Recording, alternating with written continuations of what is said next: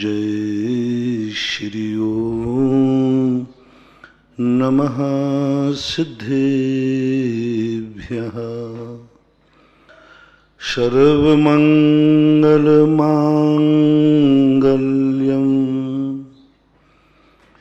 सर्वकल्याणकारिकम्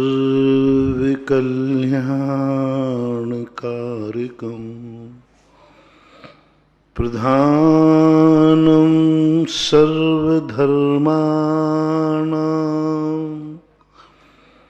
जैनं जयतु शासनं जैनं जयतु शासनं। पंच परमेष्टि भगवान की जय हो। आचार्य श्री गुरुवर कुंद कुंद महाराज की जय हो। आचार्य श्री गुरुवर विद्यासागर महाराज की जय हो। परम उपकारी निर्यापक क्षमण मुनि पुंग श्री सुधासागर जी महाराज की जय। आचार्य संघ की जय। प्रसंग चल रहा है कि जीवन में कुछ ऐसे कार्य भी करना चाहिए जिनसे हमें कोई लाभ नहीं है, लेकिन वो कार्य अच्छे हैं, वो कार्य प्रशंसनीय है, वो कार्य जगत कल्याणी है, वो कार्य धर्म के लिए प्रभावनाकारी है। व्यक्ति ने सबसे बड़ी एक नियत बना ली है, जिन कार्यों से हमें कोई लाभ नहीं है उनको मैं क्यों करूं, क्या लाभ है मुझे। जिन कार्यों की जरूरत नहीं है उनको मैं क्यों करूं। और हमने पहले ही कह दिया, कोई भी अच्छा कार्य यदि लाभ को देख करके कर रहा है तो वह अच्छा कार्य न माना करके वह व्यापार माना जाता है। अनादिकाल से हमने धर्म तो बहुत किए हैं, बहुत किए हैं धर्म, लेकिन व्यापारी बन के किए हैं। हर धर्म करने के पहले हमने तुरंत सोचा इससे लाभ क्या है। ये तो निर्णय हम कर चुके कि अच्छा कार्य है, ये तो धर्म का कार्य बहुत अच्छा है, लेकिन तुम करते क्यों नहीं हो। बोले हमें लाभ क्या है। बस जैन होकर के बनिया बन जाता है। जैन वह है जो सत्य को जानता है, बनिया वह है जो सत्य में लाभ देखता है तब करेगा। हानि लाभ देखो, फायदा क्या है इसमें। मैंने एक दिन कथाओं की बात कही थी ना, महिलाएं इतनी धर्म करती हैं, सबसे ज्यादा जैन महिलाएं उपवास करती हैं। सभी दर्शनकारों में महिलाएं ज्यादा करती हैं,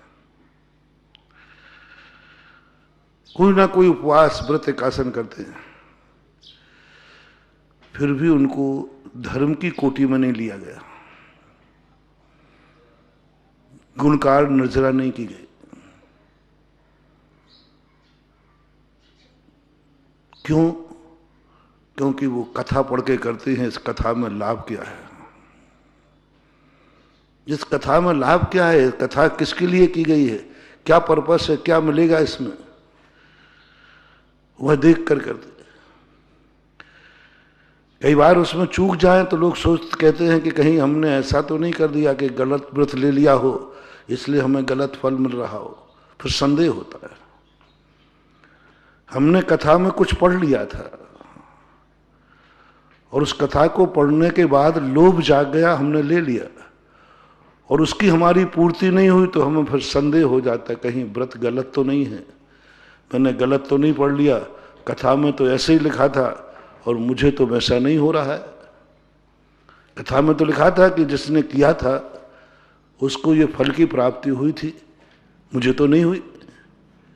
फिर संदेह हो जाता है कहीं कथा गलत तो नहीं है, कहीं मैंने पढ़ तो नहीं लिया गलत, कहीं महाराज मेरे से विधि में चूक तो नहीं हो गई। कई आते हैं, व्रत आदि करने वाले, कथाओं के व्रत करने वाले आदि बहुत सारे लोग आते हैं, महिलाएं आती हैं। महाराज जी हमने ये व्रत किया, इस व्रत की कथा में जो फल लिखा था वो तो नहीं मिला मुझे, तो कहीं मेरी से गलती तो नहीं हो गई, यह कथा गलत तो नहीं है। कितनी बड़ी हमारी चूक ने उस कथा पर संदेह करा दिया। इसलिए जैनाचार्यों ने कहा, उत्कृष्ट धर्म की बात जब कही तो उन्होंने कहा इसको धर्म की उसमें किताब में मत लेना, धर्म की डायरी में मत लेना, ये धर्म नहीं है, एक व्यापार है, विनिमय है। लाभ की बात आ गई ना, और वो भी लाभ सांसारिक, सांसारिक लाभ, सांसार की स्थितियों को बनाने वाला लाभ, शरीर संबंधी हो, मान संबंधी हो, इज्जत संबंधी हो, धन दौलत संबंधी हो, परिवार संबंधी हो, राष्ट्र संबंधी हो, ये सारे के सारे सांसारिक लाभ कहलाते हैं। और सब दुनिया, हर व्यक्ति यही सोच रहा है। आज धर्म बहुत हो रहा है, मंदिर धर्मों के हाउसफुल भरे हुए हैं, लेकिन वो धर्म की कोटि में नहीं आ रहा, व्यापार की कोटि में आ रहा है।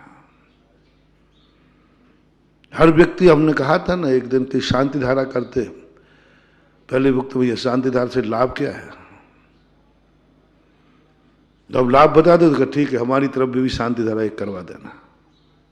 वो लाभ सुनता है। शांति धारा अच्छी है कि बुरी है? अच्छी है, तो फिर कराओ ना। महाराज पहले लाभ बताओ, पर पहले तो उसने कह दिया शांति धारा अच्छी है कि बुरी, बताओ भाई, आप लोग बोलो अच्छी है कि बुरी? अच्छी है महाराज, जैसे थोड़ी आप भी कह रहे हो, सब कह रहा है अच्छी है। कल भी प्रवचनों में कहा था कि मानतुंग आचार्य मांगनंदी जैसे आचार्य महान सत्य महावृत्ति ने लिखी है, सत्य महावृत्ति की बात कभी झूठी हो ही नहीं सकती। भक्तांबर मानतुंग आचार्य ने लिखा, झूठा कहाँ है? नहीं, बिल्कुल सत्य है महाराज, भक्तांबर बहुत अच्छा है। तो फिर पढ़ते क्यों नहीं हो? महाराज जी पहले लाभ बताओ। अब देखो, पहले बोला उसने जैनी बन के, नहीं सही है महाराज, आपने कहा है, आपने महिमा गाई है, तो वो गलत हो ही नहीं सकती। तो फिर आज से पाठ का नियम ले लो, पहले लाभ बताओ। पाठ करने से क्या लाभ होगा? बस देखो कहां से कितनी ऊंचाई पर अपन पहुंच गए। सत्य को पहचान लिया, कितनी घोषणा कर डाली, नहीं मेरे गुरु का किया हुआ गलत हो ही नहीं सकता। मानतुंग आचार्य महाराज ने कहा, मेरे गुरु प्रशंसा कर रहे हैं, सवाल ही नहीं है। अब किंचित मात्र भी संदेह नहीं तुम्हें कि भक्तांबर गलत भी हो सकता है, क्योंकि दो दो प्रमाण मिल गए तुम्हें। एक तो वैसे ही तुम्हारी श्रद्धा थी अपनी कि मानतुंग आचार्य कभी गलत लिखी, और दूसरा वर्तमान में तुम जिसे गुरु मानते हो उस गुरु ने कह दिया हाँ बहुत अच्छे भक्तांबर है, बहुत महिमा है, बहुत बहुत बहुत पवित्र है, निशंकित हो गए। अब तुम्हारे उस भक्तांबर के प्रति किंचित मात्र भी श्रद्धा में कमी नहीं रही। बहुत ऊंचाई पर नहीं बंधुओं। पहली बात तो अनादि काल से अपन को इतनी बुद्धि ही नहीं थी कि अपन सत्य को सत्य कह सके। बात जमती नहीं थी, बैठती नहीं थी, मन ही नहीं बनता था कि सत्य क्या है, सब बेकार लिखता था। तो कल हमने 3 प्रकार के मिथ्या दृष्टि कहे थे कि सबसे बड़ा वही मानता है ये सब ढकोसला है, सब बेकार है, कुछ नहीं होता। 90% तो इसी में अपने भाव निकले। राग सहित जग में रुलो, मिलो शरागी देव। रागी द्वेषी कसायों में हम इतने भटकते रहे, हमारी धर्म पर श्रद्धा ही नहीं बनी। भगवान हमारे सामने बैठे रहे, हमने भगवान ही नहीं माना, पहचाना नहीं। सामने बैठे, भगवान सामने थे। जिस समय भगवान दुनिया में थे अपन भी थे। अपन जितने लोग हैं सब अपन जब भगवान ऋषभदेव, अजितनाथ, संभवनाथ होंगे तब भी अपन दुनिया में रहे होंगे। करोड़ों करोड़ सागरों पर्यंत हो गए, दुनिया में थे, यहीं थे। मनुष्य पर्याय में होंगे, देव पर्याय में होंगे, सामने भगवान खड़े थे, हम भगवान को नहीं पहचान पाए, इतने अंधे थे, नशे में थे। नशेड़ा व्यक्ति जब नशा कर लेता है, बोतल पी लेता है ना, तो किसी को नहीं पहचानता, माँ बाप को भी नहीं पहचानता, गुरु को भी नहीं, कुछ नहीं पहचानता। वो तो मूर्ति उठा के फेंक दे भगवान की, पहचानता ही नहीं कि भगवान है। गुरुओं के साथ भी गलत वचन बोल दे, गलत व्यवहार करे, हरकतें कर ले, उसे पता ही नहीं है गुरु है। गुरु सामने बैठे फिर भी उसको गुरु मालूम नहीं। ऐसे अपनी आत्मा ने मोह रूपी नशा, मिथ्यात्व रूपी नशा करके भगवान सामने बैठे रहे, भगवान सामने थे, लेकिन हमने भगवान को नहीं पहचाना। लोगों ने कहा कि ये भगवान है, हमने नकार दिया, नहीं, नहीं है भगवान। जैसे नशेड़े व्यक्ति ने कहा ये तेरे पिताजी हैं, बोले कोई पिता मिता नहीं होते। कुछ भी स्वीकार करने को तैयार नहीं होता। उभयोगस्य अनायि परिणामा तिन्य मोहजुत्तस्य मिच्छत्तम अन्नानम अविरद भावे जोगे। पूज्यवर कुंद कुंद भगवान प्रवचन सार में कहते हैं कि ये तीन उपयोग में जो आत्मा नशे में थी, इसके सामने सत्य सामने था, पर इस सत्य को स्वीकार नहीं कर रहा था। धर्म सामने था, कुल धार्मिक थे, माँ बाप धार्मिक थे, तीर्थंकर के कुल में जन्मा तो भी भगवान को नहीं पहचाना, भगवान का गृहस्थ अवस्था में पोता बना तो भी भगवान को नहीं पहचाना। ये कोई मारीच की कहानी नहीं है, अपन सबकी कहानी है। मारीच की तो एक घटना है, उसका तो इतिहास इसलिए लिपिबद्ध हुआ कि वो आगे भगवान महावीर बनना था। उस समय भी ऐसे कितने जीव होंगे जो भगवान की सत्ता को स्वीकार नहीं किया, भगवान के रहते हुए उनकी चर्चा नहीं की, क्योंकि भविष्य उनका सुधरा हुआ नहीं, पड़े होंगे नरक नगोद में। महावीर तो कहानी हमें इसलिए मिल गई मारीच की क्योंकि उसको तीर्थंकर बना, वो तीर्थंकर बनना था, इसलिए उनकी कहानी को विशेष रूप से कोट किया गया। अपन लोग भी तीर्थंकर की गोदी में खेल के आए, तीर्थंकर अपने पिता बने हैं, तीर्थंकर के समूषण में बैठ के आए हैं, सब कुछ किया, लेकिन भगवान को नहीं पहचाना, नहीं पहचान पाए। बहुत कठिन है, दुर्लभ, तम दुर्लभ है। सत्य को पहचान लिया, महाभाग्यवान है महानुभाव, महाभाग्यवान है अपन लोग। एक बार आचार्य श्री ने कहा था कि अच्छा क्षेत्र मिलने से कितनी चीजों से अपन को मुफ्त में सब चीजें मिल गई। आर्यखंड में ऐसे स्थान पर जन्म ले लिया जहां जिनेन्द्र के मंदिर पहले से जन्मते 45वें दिन मां मंदिर ले गई। यही जन्म किसी मिथ्या दृष्टिकुल में हो जाता, विदेशों में हो जाता, सबसे वंचित रह जाते। क्या करते, कुछ सब कहने वाला नहीं था, कोई बोलने वाला नहीं था, क्या करते।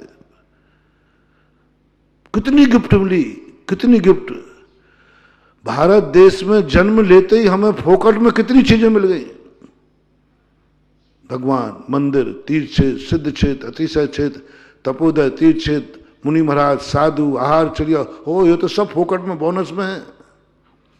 उनके दर्शन, उसमें जैन कुल मिल गया, सब पकी पकाई रसोई, पकी पकाई बिल्कुल, अपन को बस खाना भर है।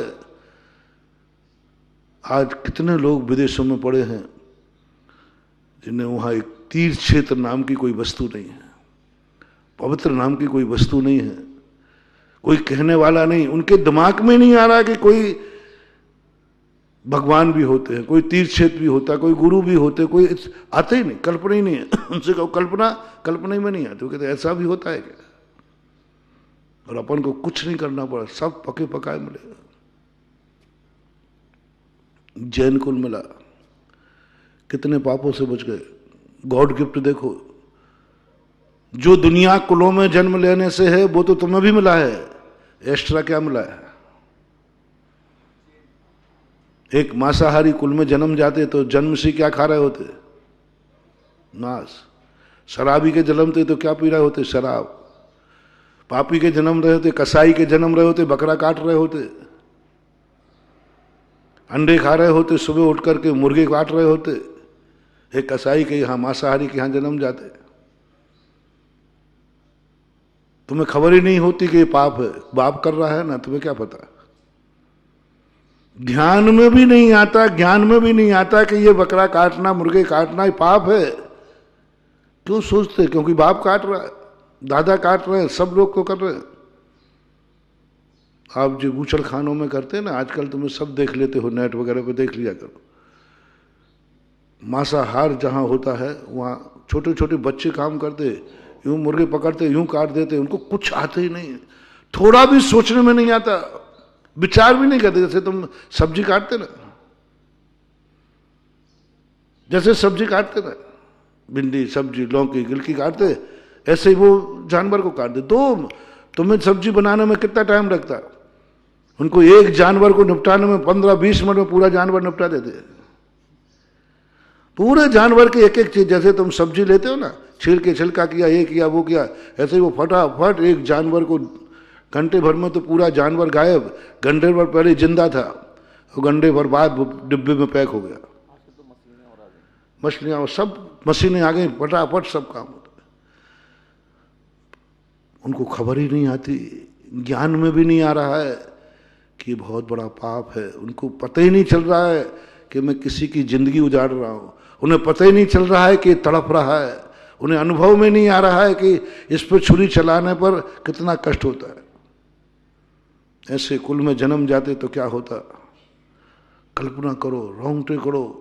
इसलिए मैं कहता हूं, जो मिला है तुम्हें इसको थैंक्स कहो, धन्य कहो, रोते मत रहो क्या नहीं मिला है। जो मिला है उसकी तो महिमा गाओ पहले, जो मिला है उसकी, इसका अनमोल चुकाओ पहले। मैं एक ही उदाहरण दे रहा हूं। एक मांसाहारी कसाई के यहां जन्म हो जाता तो तुम क्या कर रहे होते। उसकी आज अपन जैन कुल में जन्म लेने के बाद कल्पना करो, देख नहीं सकते अपन, सुन नहीं सकते अपन, कांप जाते आत्मा। और वो कर रहे होते। और आज जैन कुल में जन्म लेते ही एक मक्खी को मारने में भी कांप रहे हो, एक चींटी को मारने में प्रायश्चित कर रहे हो। एक छिपकुली मर गई तो प्रायश्चित देने गए, आत्मा कांप गई, महाराज छिपकुली मर गई किवाड़ बंद करते समय। मैंने एक सामान उठाया, वहां एक चूहा मर गया। मैंने झाड़ू लगाई, महाराज जी चींटियां मर गई। आहा, क्या बात है, मानो चींटियां मर गई, बिन देखे जगह बुहारी। जब तुम लोगों का आलोचना पाठ करता हूं तो इतना आनंद आता है कि ये वो है जो बकरे ऊंट जानवर काट देता है, उसे खबर ही नहीं है कि ये कितना बड़ा पाप हो रहा है। एक मनुष्य वो है जो कहता है बिन देखे जगह बुहारी। मैंने फूल झाड़ू से जगह बुहारी थी, उसमें चींटियां मर गई थी। नंदियन बिच चीर धुबाए, कोसन के जीव मराए। बताओ, नदी में कपड़ा धो दिया तो कांप गया, अरे ये नदी में हमने साबुन लगा दी। तो देखना बारी की, देखना जैन कुल में जन्म लेने की गॉड गिफ्ट। साबुन लगा के कपड़ा नदी में धो दिया, कांप गया। बोले नदी में क्षार है और ये क्षार नदी में बहता जाएगा, कितनी मछलियों की आंखों में जाएगा, कितने जीव मरेंगे, कांप गया। और वहां वो इतने पाप, इतनी हत्याएं करने के बाद ही कांप ही नहीं रहा। छोटे छोटे बच्चे यूं पकड़ के कर देते। God gift, God gift. प्रभु ने कितनी बड़ी इस प्रकृति ने कृपा की। तो ऐसे कुल में जन्म दूंगा जहां चींटी के मारने पर भी तेरी आत्मा कांपेगी, ऐसे कुल में जन्म दूंगा। और ये अपन को कुल से मिला, अभक्ष खाना नहीं, रात में खाना नहीं, शराब पीना नहीं, कितने अच्छे और अच्छे कुल में। हर जैनी को अपने आप में, जैन कुल में जन्म लेते ही अपने आप को धन्यवाद देना चाहिए, जाति को धन्यवाद देना चाहिए। इस जाति का मेरे ऊपर उपकार क्या है? एक शोध लिखो, एक चिंतन करो, हर चीज का एक चिंतन करो। भारत में जन्म लेने से क्या लाभ है? भारत में जन्म लेने से मुझे क्या लाभ है? इसके ऊपर चिंतन करो। फिर भारत से जाकर के आओ, जैन कुल में जन्म लिया मेरा, तो जैन कुल में जन्म लेने पर मुझे क्या लाभ है, उन चीजों को लिखना है। जैन कुल में जन्म लेने से कितनी चीजें जो हैं, जैन कुल में जन्म लेने से तुम्हें अपने आप नहीं, तुम्हें त्याग नहीं करना पड़ा, तुम्हें पुरुषार्थ नहीं करना पड़ा, तुम्हें बचना नहीं पड़ा। God gift. धर्मात्मा माता पिता मिले, धर्मात्मा परिवार मिला, गॉड गिफ्ट बताओ कितने हैं। ऐसे माता पिता मिले जो भगवान का दर्शन पूजन करके, अभिषेक करके भोजन करते हैं। उनसे तुम्हें क्या लाभ मिला? जन्म से लिखो अभी तक क्या लाभ मिला। व्यक्तिगत लाभ बताओ, तुम्हें व्यक्तिगत क्या लाभ हुआ? माता पिता तुम्हारे धर्मात्मा हैं, प्रतिदिन अभिषेक पूजन करके भोजन करते हैं, इससे तुम्हें क्या लाभ मिला? बंधु, फोकट में 45वें दिन भगवान का दर्शन मिला।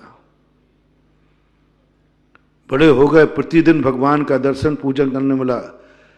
मंदिर में जाने के लिए,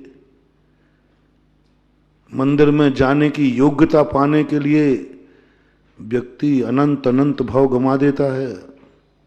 जन्म तो लेता है लेकिन मंदिर में नहीं जा पाता। कोई नीच कुल में जन्म ले लेते, मंदिर के बाहर खड़े रहते। पहली बात तो पहचानते नहीं, जाते तो जाने नहीं देता कोई, तुम्हें बाहर खड़े रहो। और आज मुझे कोई रोक नहीं रहा है, मुझे किसी से परमिशन नहीं लेना पड़ी, किसी से परमिशन नहीं लेना पड़ी, कमेटियों से परमिशन नहीं लेना पड़ी, क्योंकि सब मेरे बाप को जानते थे। कमेटियों में यदि मान लीजिए आपके पिताजी प्रतिदिन अभिषेक पूजन करते हैं, वो सबको मालूम है जैन है, और वो 8 वर्ष होते ही बच्चे को अभिषेक करने लाया, तो शायद एनओसी लेना पड़ेगी, पूछना पड़ेगा कि मेरा बच्चा अभिषेक कर सकता है? टोक दे, नहीं, कुछ नहीं। कमेटी जानती नहीं, पदाधिकारी जानते नहीं ये कौन है, बस इतना जानते हैं कि ये जिसकी उंगली पकड़े हैं ये इसका बाप है।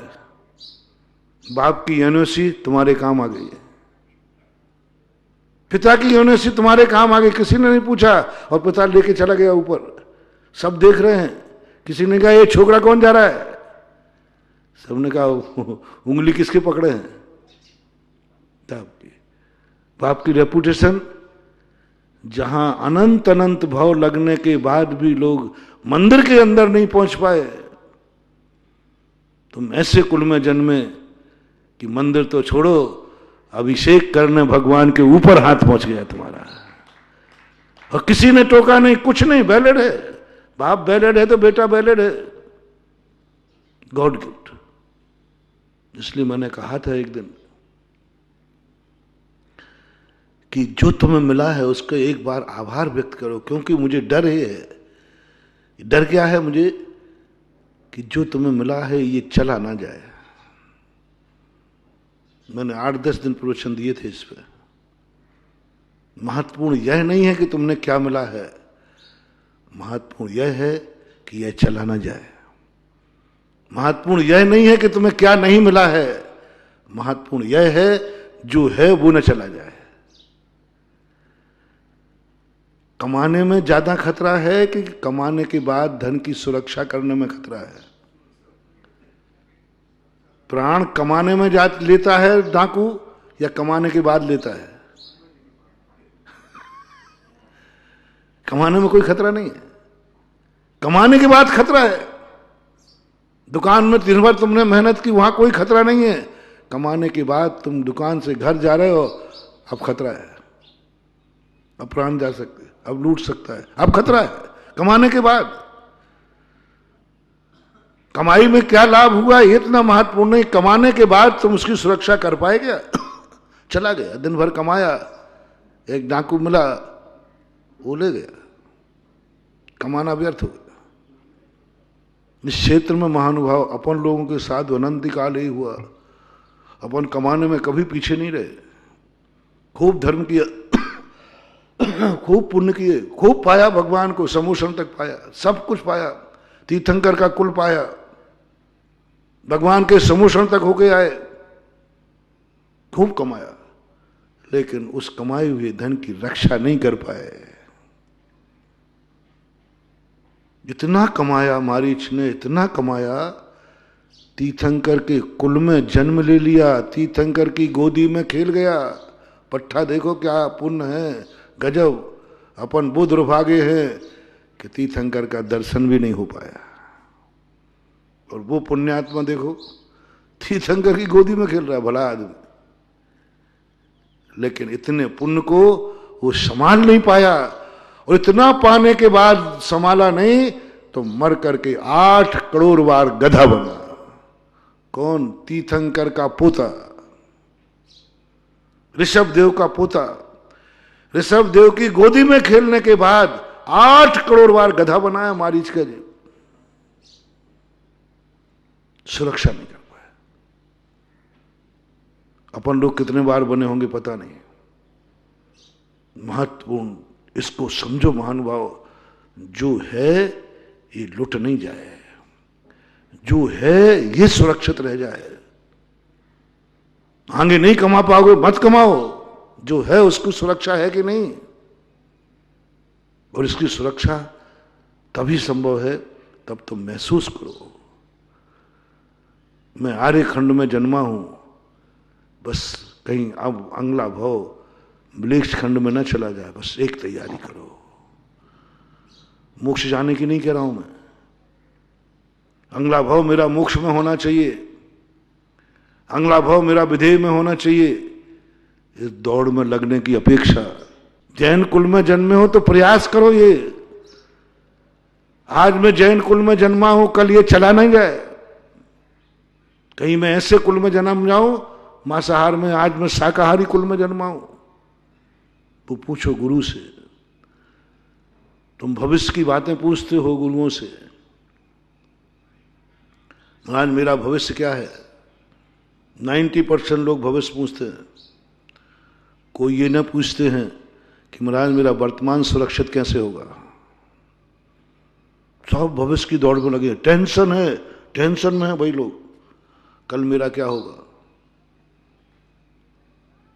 मुझे ये प्राप्त करना, मुझे ये प्राप्त करना, अभी तो कुछ भी नहीं किया, अभी तो ये पढ़ना, दौड़े जा रहे हैं मृग मरीचिका में, एक ही दौड़ लगाए हैं, मुझे क्या मिलेगा, मुझे वहां जाना, ये प्राप्त करना। महाराज मेरे पास पंचम काल में क्या रखा है? कुछ नहीं है, मोक्ष जाना है हमें, हम अरहंत बनने की दौड़ में लगे हैं, तुम मुनि बनने की दौड़ में लगे हो, और श्रावक और भी दौड़ में लगे हैं, दौड़ में लगे हैं। क्या जिंदगी दौड़ की है? जिंदगी भर हम दौड़ते ही रहेंगे? बंधु ये संसार क्षितिज है, क्षितिज का कभी अंत नहीं होता। लगता है अपन यहां खड़े हो जाओ तो बादल कहां लग रहे हैं? पास में झुके हैं, यूं यहां बादल, पहाड़ी के उस तरफ बादल झुका है, और अपन छूने जाओ तो अंत कभी आएगा नहीं। भविष्य बहुत बड़ा है महानुभाव, बहुत बड़ा है, कभी अंत नहीं पा पाओगे, ब्राह्म नहीं। चलो कुछ एक प्रयास अपन शुरू करें, जो है मैं इससे नीचे नहीं आऊंगा, जहां हूं इससे नीचे नहीं गिरूंगा, आगे नहीं बढ़ पाऊंगा मैं, कोई बात नहीं। दिनवाणी ने अपन को दो रास्ते दिए। आगे बढ़ सकते हो? नहीं, पैर कांप रहे हैं, नहीं आगे बढ़ने की हिम्मत नहीं है, नहीं मैं आगे नहीं चढ़ पाऊंगा, आगे मैं व्रत नहीं ले पाऊंगा, नहीं कोई बात नहीं, दूसरा नियम देता हूं, जहां हो उससे नीचे मत आना, सुरक्षित हो जाओ, स्थिर हो जाओ। कितना बड़ा पुरुषार्थ बता दिया। दूसरा मार्ग सबसे ज्यादा कठिन है महानुभाव। आगे बढ़ना कठिन नहीं है, सबसे कठिन है पीछे न जाऊं, पीछे न जाऊं। आज जो मिला है कल मैं मृग खंड में ना जन्म जाऊं।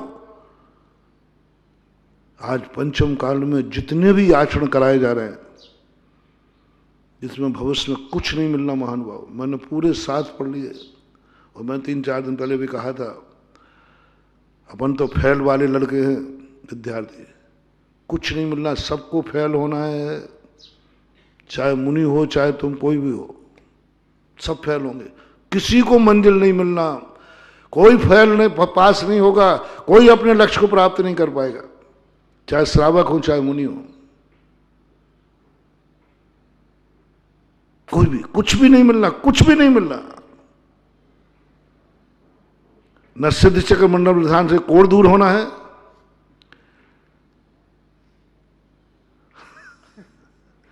महाराज आज कुछ तुम सही सही बोल रहे हो, अभी तक तो हमें बुद्धू बना रहे थे,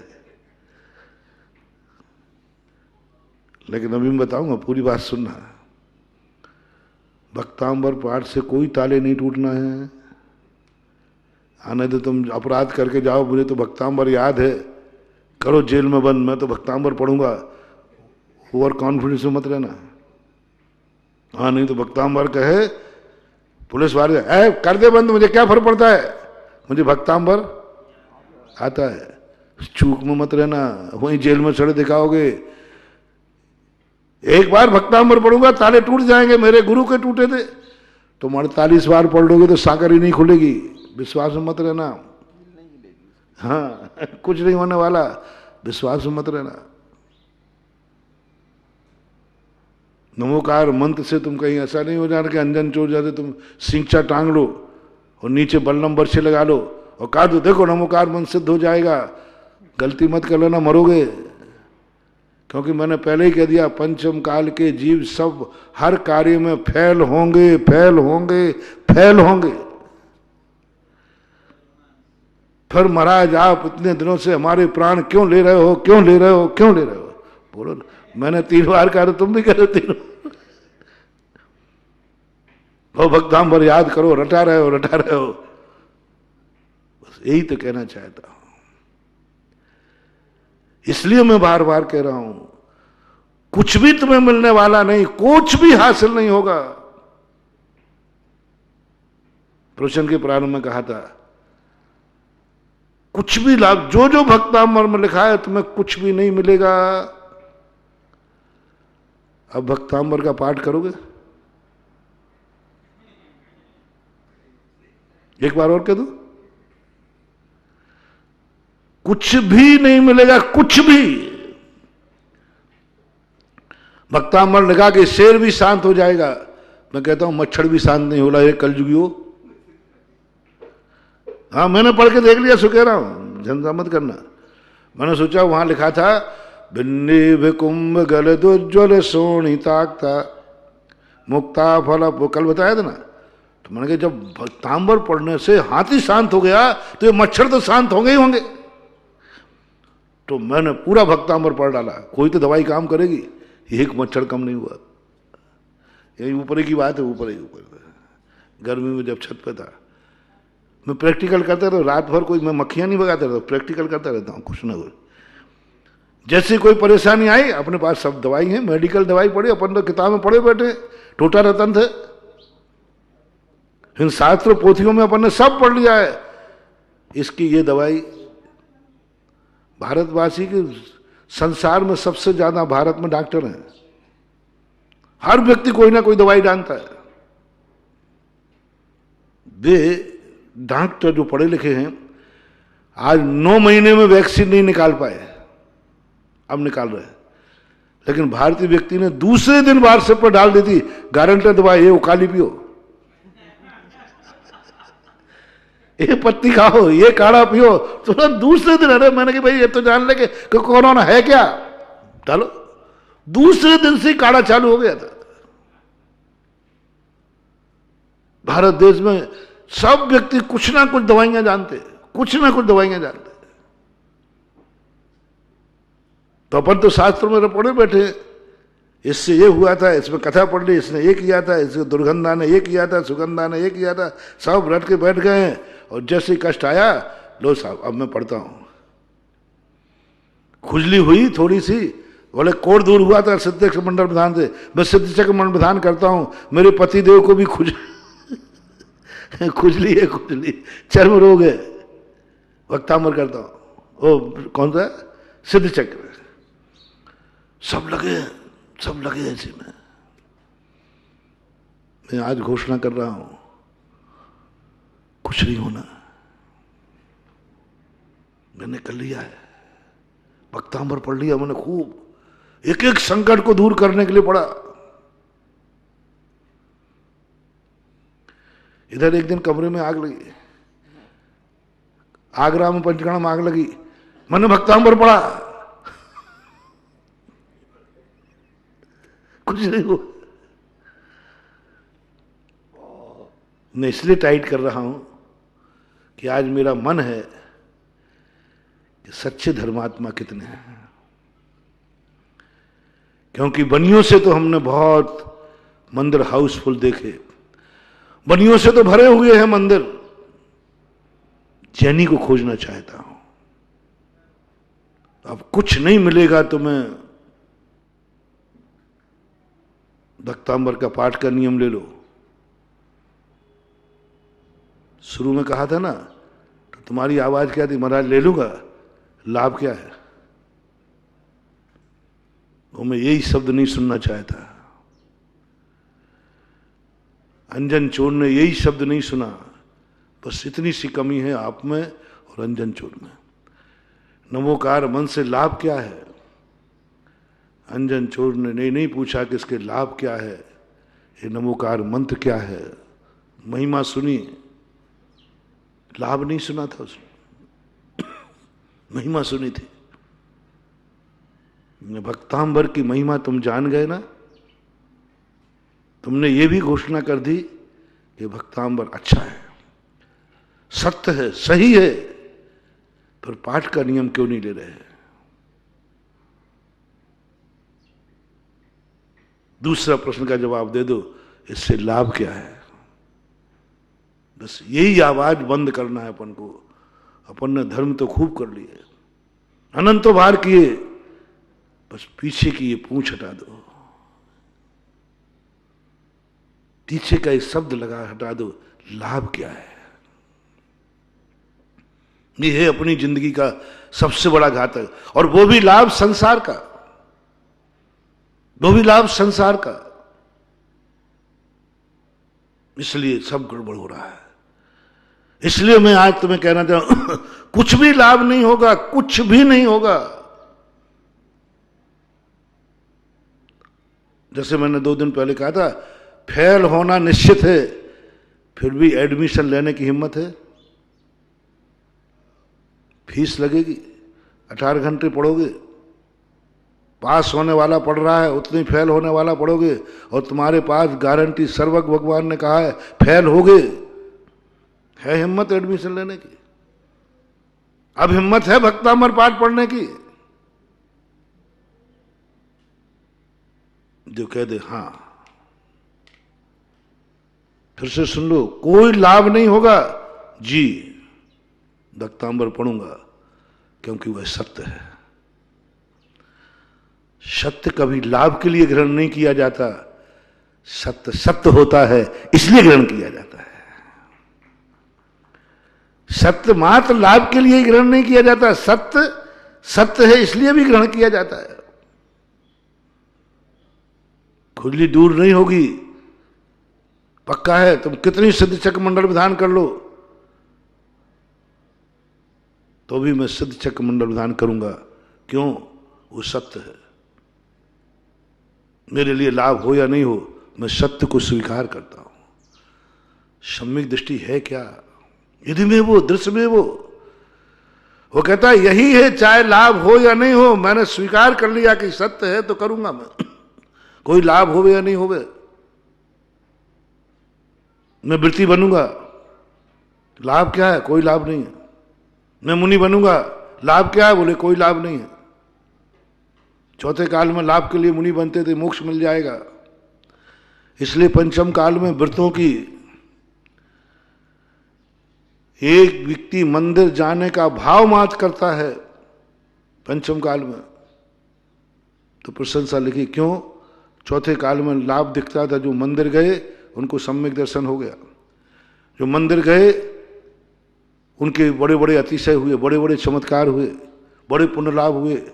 जो मंदिर गए उनको बहुत बड़ी निधियां मिल गई, भगवान की पूजा की, ऐसा हो गया, ऐसा हो गया, चले जाते थे। पंचम काल में सब कुछ नहीं है, कोई अतिशय नहीं घटित होने वाला। फिर क्यों जा रहे हो मंदिर में? बहुत बड़ी बात है। लोगों ने क्या मचा रखा है, महाराज मंदिर जाने से क्या होता है? कुछ नहीं होता है। अब तो मैं सही बोल रहा हूं आज। महाराज अभी तक झूठ बोल रहे थे, झूठ नहीं बोल रहे थे, तुम्हें लग रहा था। चलो मैं कह रहा हूं आज, मंदिर जाने से क्या होता है? कुछ नहीं होता है। फिर आपका आदेश क्या है? मंदिर जाना है। कैसा गुरु बना लिया तुमने? कैसा गुरु बना लिया तुमने? किस गुरु की वाणी सुन रहे हो तुम? किसके प्रवचन सुन रहे हो जो स्पष्ट घोषणा कर रहा है मंदिर जाने से कुछ नहीं होता, और फिर भी कहता है तुम्हें मंदिर जाना है यदि तुम मेरे चेले हो तो? ऐसा बाप देखा तुमने कहीं? कुछ नहीं होता, कह रहा मंदिर जाना है यदि तुम मुझे गुरु मानते हो। आधे टेक टू ऑर्डर। अभिषेक से क्या होगा? कुछ नहीं होगा, फिर भी अभिषेक करना है।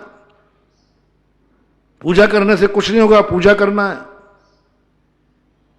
हर क्रिया में ही लगा लो, कुछ भी नहीं मिलेगा नमोकार मन से, फिर भी मैं पढ़ूंगा, क्योंकि ये सत्य है,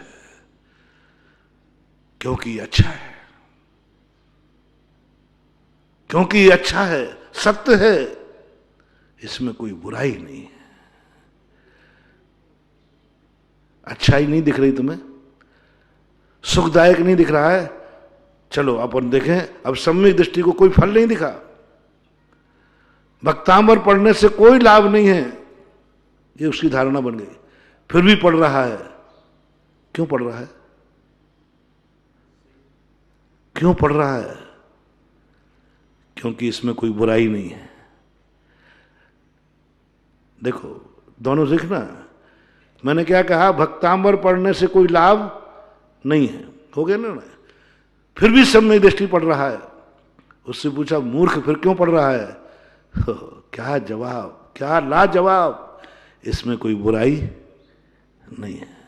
जैसे तुम लोग जिस दिन बहुत अच्छा कपड़ा पहने हो, सबसे अच्छा कपड़ा किस दिन पहनते हो आप? कम लोगों में कि भीड़ में? जितनी ज्यादा भीड़ होगी उस दिन आप बड़े अच्छे हो, और भीड़ में जाके खड़े होगे बीच में सबके सामने, आज अच्छे कपड़ा पहने हो ना। बस यही हम लोगों को आता है। जहां जितनी ज्यादा भीड़ होती है वहां दिगंबर मुद्रा में खड़े होने में आनंद की अनुभूति होती है। और उस समय यदि मुझे एक धागा भी लेना पड़े तो शर्म से जमीन में गड़ जाऊंगा, क्योंकि वस्त्र धागा मुझे शर्म का कारण है। अब बताओ भैया, मैं बेशरम बनूं या शर्मिला बना रहूं? शर्मिला बना रहूं या बेशरम बनूं? शर्मिला बना रहूं। बस मेरी जिंदगी में एक ही है, और मुझे शर्म लगती है कपड़े पहनने में, शर्म लगती है। मेरी जिंदगी में कभी मैं शर्मिला ना बनूं, मैं तो दिगंबर में ही आनंद आता है। इसमें शर्म नहीं आती, कोई शर्म नहीं आती। चाहे बाजार में हो, चाहे पुरुष हो, चाहे महिला हो, चाहे जैन हो, चाहे अजैन हो, चाहे राजस्थान हो, चाहे गुजरात हो, चाहे अमेरिका हो, चाहे पाकिस्तान हो, सवाल ही नहीं होता। कभी भाव नहीं आया, परिणाम ही नहीं आया। ये आनंद नहीं है क्या? मोक्ष मिले या नहीं मिले, मुनि बनने में आनंद आना चाहिए। मार्ग की रक्षा कर रहा हूं। 600 साल तक मुनिराज नहीं चले, मार्ग पे घास उगाया था। 18 कोड़ा कोड़ी सागर तक मुनिराज नहीं रहे, रास्ते में ऐसा घास उगाया कि 7 महीने तक ऋषभदेव घूमते रहे, कोई मुनि को नहीं पहचान पाया। निरंतर मुनि बने रहते तो,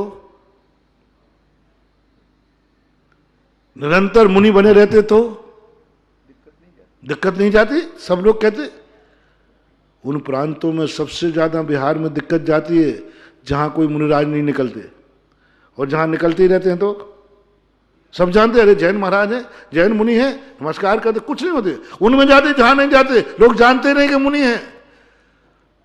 भैया और कुछ कर पाऊं या नहीं कर पाऊं, लेकिन मुनि बनने से एक उपकार जरूर करूंगा कि इस मार्ग पर घास नहीं उगने दूंगा, मार्ग चालू रखूंगा, मार्ग चालू रहेगा। कम से कम मार्ग तो चलेगा। ये तो होगा कि पंचम काल में भी मुनि धर्म था। ये तो इतिहास बनेगा, ये तो इतिहास बनेगा। मंजिल मिले या नहीं मिले, मार्ग की सुरक्षा करना कोई धर्म नहीं है क्या? मंजिल मिले या नहीं मिले, मार्ग की रक्षा करना सुरक्षा नहीं है? आगे इनकम होवे या नहीं होवे, जो कमाई है उसकी सुरक्षा करना भी कम है क्या? बहुत बड़ी चीज है महानुभाव। नहीं लग रहा है मन अभिषेक करने में, पूजन करने में। एक दिन मैंने कहा था, चलो तो मैं, कोई कह रहा पंचम काल में सब द्रवलिंगी, भावलिंगी है ही नहीं। नहीं, चल तुझे जो कहना है कह दे, कम से कम द्रवलिंगी से ये तो हो गया, मुनिचर्या तो सुरक्षित हो गई। कोई कहे अभिषेक करने से क्या होता है, बोले कुछ नहीं होता, तू बेमन से करता है। बोले बेमन से सही, इधर करता है, उधर जाके दुकान पे क्या करता है, बोले वहां मैं सब कुछ गलत करता हूं, फिर भी अभिषेक को जाऊंगा। कम से कम आने वाले, मैं तो पापी हूं, मेरा तो मन बिगड़ा हुआ है, मेरा मन पवित्र नहीं है। महाराज जी मेरा मन बिगड़ा है, मैं धर्मात्मा नहीं हूं, अभिषेक को जाऊंगे नहीं। मैंने कि जाओ। मुझे क्यों? कम से कम मार्ग की रक्षा तो होगी कि मंदिर है तो अभिषेक करना चाहिए। मैं झूठा कर रहा हूं, हमारा बेटा सांची में कर लेगा, मार्ग तो बच गया। महाराज हैं दान, महाराज जी सच्चे हैं कि नहीं हम कहां तक खोजें, हमारे पास अवधि ज्ञान नहीं है। दिगंबर मुद्रा तो है, हार दो। बोले क्यों? पंडित टोलरमल जी लिखते हैं, क्यों? कम से कम परंपरा ये तो बनी रहेगी कि मुनियों को आहार देना श्रावक का धर्म है, मार्ग की रक्षा तो होगी। भरत चक्रवर्ती ने यही तो कहा कि महाराज की भूल नहीं है, हमारी भूल है। कितने साल तक हम लोगों ने आहार देना भूल गए, तो यही भूल गए कि मुनिराज नगर में किस लिए आते हैं।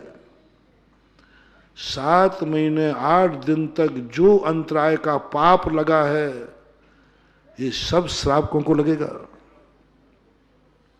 मैं तो नहीं मानता हूं कि अंतराय कर्म का उदय। अंतराय कर्म में जब मानता हूं जब आप देना चाहते हो और वो ले नहीं पा रहे, जो लेना चाहते हो वो दे नहीं पा रहे, तुम दे ही नहीं रहे, फिर कह रहे महाराज की अंतराय कर्म का उदय, चलो आज से सब चौके बंद कर दो।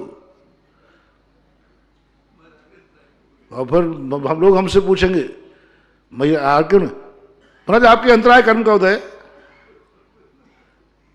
अंतराय कर्म का उदय इसलिए नहीं हो रहा। अरे भाई दो और फिर नहीं ले पाए तो अंतराय कर्म का उदय है। देने का नियम कर लिया तो ऐसा नहीं होता। तो अंतराय कर्म का उदय नहीं था, श्रावक की भूल थी। हां, सब श्रावक नवदा भक्ति से आहार देते, फिर महाराज की विधि नहीं मिलती, फिर महाराज को अंतराय आ जाता तो अंतराय माना जाता। ये कोई अंतराय नहीं है, चरणान योग ने इसे श्रावकों की भारी भूल कही। भरत चक्रवर्ती ने अपनी भूल स्वीकार की, बड़ी मंच के ऊपर घोषणा की। उसने ये नहीं कहा कि ऋषभदेव के अंतराय कर्म का उदय था। भरत चक्रवर्ती ने कहा ये मेरी भूल थी, हम श्रावक लोग आहार देना भूल गए। उसी अक्षय तृतीया के दिन भरत चक्रवर्ती ने नियम लिया था कि मुनिराज मेरे नगर में हो या ना हो, मैं प्रतिदिन नवदा भक्ति के लिए दरवाजे पे खड़ा होऊंगा। प्रतिदिन एक मुहूर्त के लिए द्वारा क्षेपण करता था भरत चक्र। एक मुहूर्त मंदिर से आएगा, कलश लेके दरवाजे पर एक मुहूर्त के लिए खड़ा होगा। महाराज है नहीं, क्यों? कहीं मैं आहार देना ना भूल जाऊं, आहार देना ना भूल जाऊं। एक कंजाइश ने मेरे से कहा था, महाराज मेरी श्रद्धा मुनियों के प्रति नहीं है, फिर मैं क्या क्यों आहार दूं? मैं मुनियों को मानता नहीं, मेरा विश्वास नहीं। अब बोलिए आप, मैं मानता ही नहीं मुनि को, पंचम काल में मुनि होते, मेरी श्रद्धा नहीं, अब मैं हार दूं कि नहीं दूं?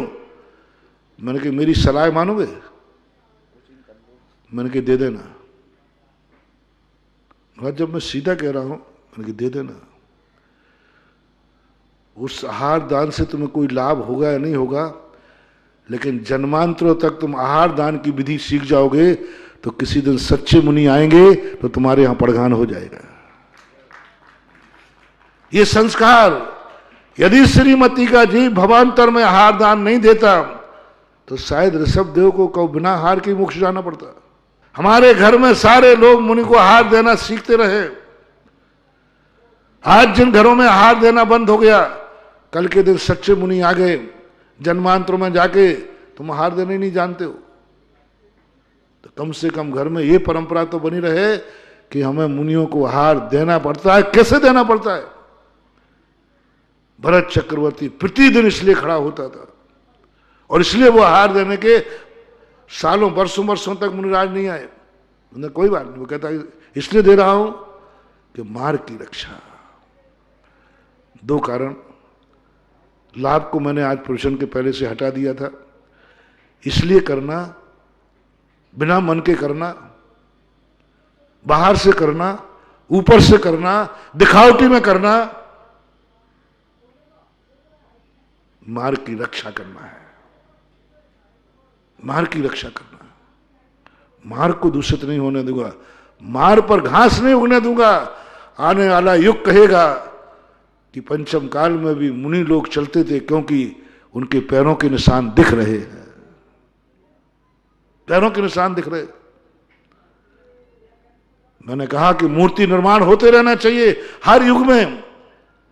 आने वाला युग कहेगा प्रतिवर्ष मूर्तियों का पंचकर्णक हुए हैं, अन्यथा लोग कहेंगे बीच में 600 साल तक कोई पंचकर्णक नहीं हुआ। क्यों नहीं हुआ? बीच में खंडित हो गया। धारा प्रभाव बनाओ, दिखावटी के लिए बनाओ। भारत में यदि कोई मंदिर नहीं बनना है तो हर साल एक मंदिर, एक पंचकर्णक तो हर साल होना चाहिए। हजारों साल के बाद सनातन प्रभावमान बना, मार्ग दूषित नहीं होना चाहिए। श्रावक धर्म, मैं बेटों को यह दिखाना चाहूंगा, इस घर में बिना अभिषेक के भोजन नहीं होता है। ये मार्ग है। तुम बिना मन के कर रहे हो, बिना मन के कर रहे हो, करो, मार्ग की रक्षा होगी। द्रव्य लिंगी से, द्रव्य व्यवहार से दुनिया में व्यवहार मिट जाएगा तो मार्ग का लोप हो जाएगा। दुनिया से निश्चय मिट जाएगा, मंजिल का लोप हो जाएगा। पहले क्या करूं? दोनों। निश्चय नहीं आएगा, निश्चय को स्वीकार नहीं करोगे, मंजिल खत्म हो जाएगी। और व्यवहार को छोड़ दोगे तो मार्ग खत्म हो जाएगा। बोलो किसको छोड़ो? व्यवहार है ना, व्यवहार क्रियाकांड है ना, छोड़ दो, मार्ग खत्म हो जाएगा। मंजिल पहुंचोगे किससे? मार्ग कभी निश्चय में मार्ग होते ही नहीं, साध्य साधक भाव होता ही नहीं, कारण कार्य भाव होता ही नहीं, रास्ता नहीं होता निश्चय में। निश्चय में एक सब कुछ होता है, टंकोत्कुन एक मंजिल। व्यवहार को छोड़ रहा हूं मैं, क्योंकि व्यवहार कष्टदायी है, व्यवहार झूठा है, व्यवहार असत्यार्थ है, छोड़ दो। अब मार्ग के बिना, क्योंकि व्यवहार हमारा जिंदगी का लक्ष्य नहीं, रास्ते पे चलना हमारी जिंदगी का लक्ष्य नहीं, रास्ता छोड़ दो, अब पहुंचो मंजिल पे। बहुत बड़ी बात कही कि व्यवहार को यदि लोप कर दो, पंडित साहब टोडरमल जी ने भी लिखी, आचार्य ने लिखी, व्यवहार को छोड़ दोगे तो मार्ग लोप हो जाएगा, मंजिल का रास्ता बंद हो जाएगा। और निश्चय को छोड़ दोगे तो रास्ते में पड़े रहोगे, मंजिल कभी नहीं पा पाओगे। सबसे पहले रास्ते की सुरक्षा करूं या मंजिल की? रास्ते की। इस कलयुग में हमें कुछ नहीं करना, रास्ता, हर रास्ता सुरक्षित करना है, हर रास्ते को सुरक्षित करना है। जितना जो श्रावक है, आज के बाद सबको नियम देना है, तुम श्रावक हो, बिना मन के अपनी क्रियाएं करो, श्रावक के बन करो, श्रावक पद को सुरक्षित कर दो, बस इतना पुण्य कम नहीं है। गर्व से मस्तक होगा, मरने के बाद तेरा सम्मान होगा, तूने कुछ नहीं किया लेकिन मार्ग की सुरक्षा करके आया है, बेटे को मार्ग दे के आया है, बेटे को अभिषेक का लोटा दे के आया। लेकिन भगवान हमने बिना मन के किया है, कोई बात नहीं चलेगा, बेटे को अभिषेक का लोटा दे के आया है, बेटे को पूजन की थाली दे के आया है, बेटे को मंदिर जा रहा है तेरा बेटा, क्यों? बोले मेरे पापा बिना मंदिर के नहीं खाते थे, और ये बदमाश था, चोरी से खा लेता था। सुन रहे हो ना? ये बदमाश था, चोरी से खा लेता था, लेकिन दिखाता क्या था? दिखाता क्या था? देखो मैं बिना मंदिर के कुछ नहीं खाता हूं, कुनान कुछ नहीं खाता हूं। तो बेटे ने नियम ले लिया, और बेटा सबसे कहता मैं बिना मंदिर के तो नहीं खाऊंगा, क्योंकि मेरे पापा नहीं खाते थे। तो स्वर्गों में तेरी प्रशंसा होगी, तूने तो हमेशा पापी किया है, तूने तो कभी मन से मंदिर नहीं गया, लेकिन तूने एक पुण्य किया है, मार्ग की सुरक्षा की है, तेरे कारण से बेटा आज सही में मंदिर जा रहा है। समय आपका हो गया, और अपन इसको समझने का प्रयास करेंगे कि ये कारण कार्य की व्याख्याएं, सब धर्म सब क्रियाएं अपन को क्यों करना पड़ती हैं, इससे कितने पर्पस हो सकते हैं। महावीर भगवान के